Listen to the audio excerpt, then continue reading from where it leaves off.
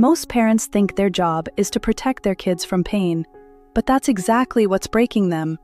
Every instinct you have says, step in, fix it, make the hurt stop, and every time you do, you make it worse. Not because you're a bad parent, because you're a human one. There's something pediatric psychologists have known for decades. Most parents never hear it. Today you will.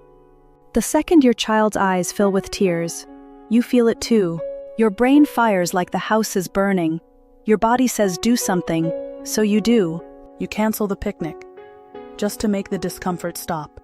You open the bathroom door mid-pee, because even that distance feels too far. You answer for them when they go quiet around strangers. You let them sleep in your bed, because the sound of them crying down the hall is just unbearable. It feels like love.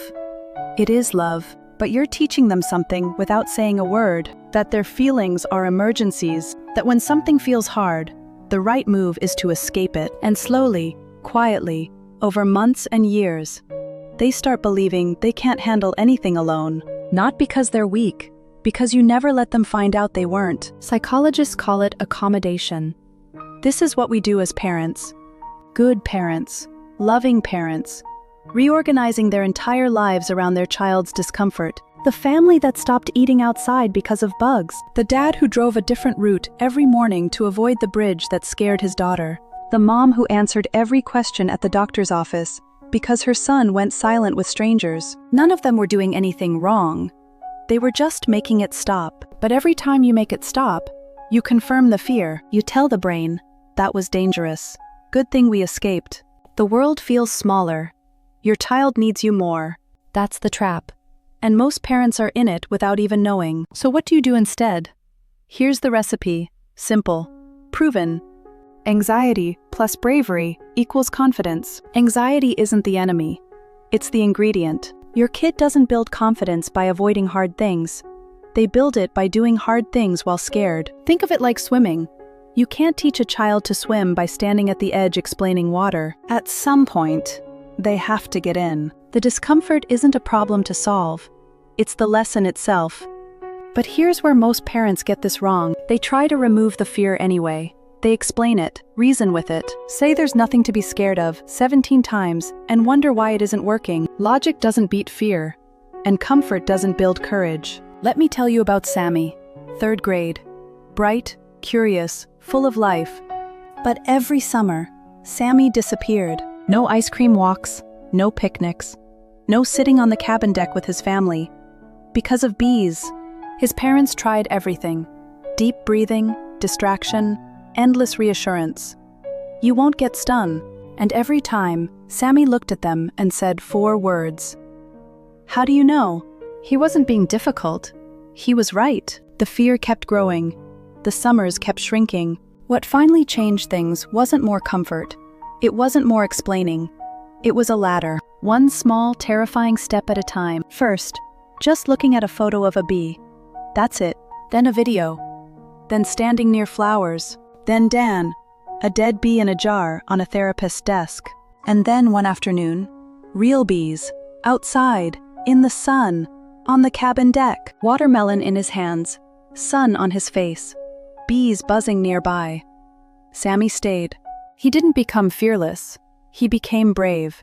Those are completely different things. Fearless means the fear is gone. Brave means it's still there, and you do it anyway. But here's what nobody warns you about. The hardest part isn't on your kid, it's on you. Brave parenting is brutal. It's the hardest thing you'll do. Watching your kids shake at the edge of the high dive and saying, "You can do this," instead of, "Come down."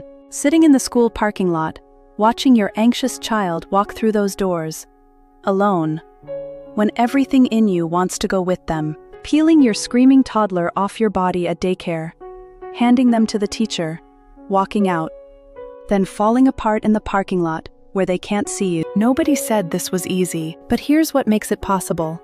Your calm is contagious. When you don't flinch, when your face says, "This is hard, but you're going to be okay," something in them starts to settle. Kids look to adults to decide if something is actually dangerous.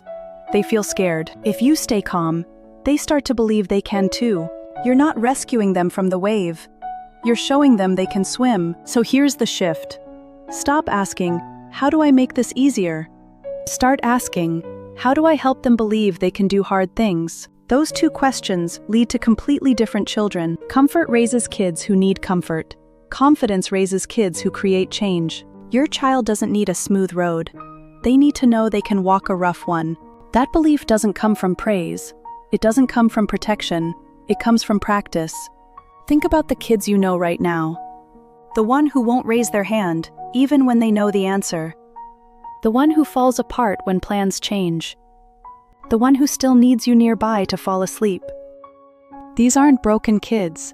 They just haven't had enough practice yet. Every time a child does something brave, something small, something no one else even notices, something shifts.